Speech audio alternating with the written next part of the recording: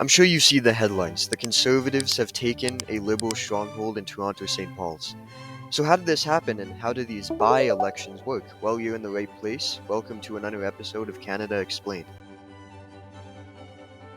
So, what is a by-election? First of all, let's discuss how it happens. In Canada, there are 343 members of parliament right now. If one of those members of parliament decides to retire or leave abruptly, one of their seats is now absent and doesn't have representation. So what has to happen now is a by-election. The Prime Minister calls a by-election for a certain date.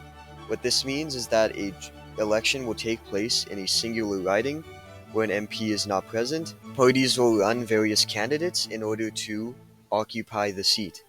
Then an election happens. This is pretty simple. Whoever wins the popular vote wins the seat. That's it.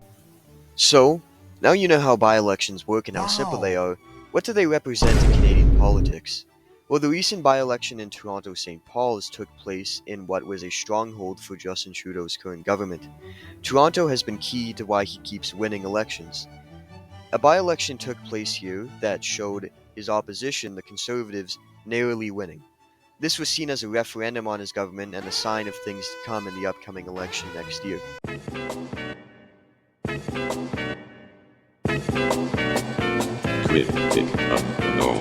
So typically, treat by-elections as a referendum, as a status check on the current government. If the current government wins, that means people usually like them. If the current government loses, especially in one of their strongholds, this means they're most likely going to lose the next election. The Toronto St. Paul's by-election predicts a Conservative majority government next year in 2025. So to conclude the video, let's do a summary. By-elections happen when an MP or Member of Parliament resigns abruptly. This can be due to any reason. Either way, this seat is now without representation. The Prime Minister must call a by-election by a certain date set out by Elections Canada. Then a by-election happens. Various parties campaign for the seat, putting in their candidates. And on a set date, residents of the riding go to vote. Whoever wins the popular vote becomes the new Member of Parliament.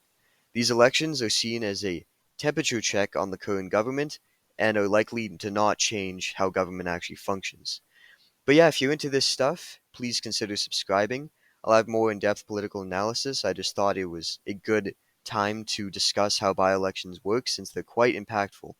If you want to follow my Twitter, it's in the link in the description where I post controversial takes about why I don't like the government.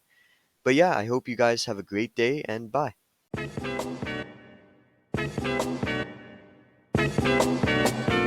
Critic of normal.